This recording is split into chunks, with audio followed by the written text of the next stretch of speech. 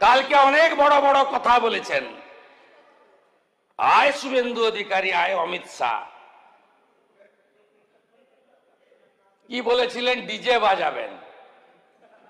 4 তারিখে অমিত শাহ যেন রাজ্যে থাকে।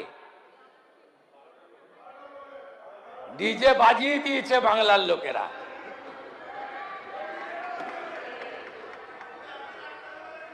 এই সরকার ভদ্র আছে বলে না, এখনো এরকম প্যান্টের পকেটে হাত ঢুকিয়ে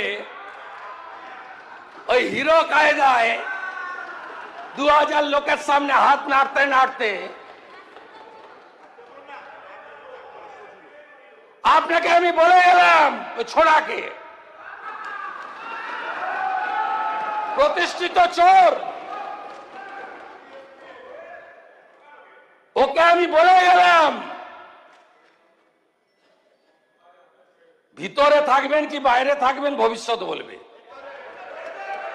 যেখানেই থাকুন ডায়মন্ড হারবারে লড়ুন। 40% মুসলিম ভোট আছে,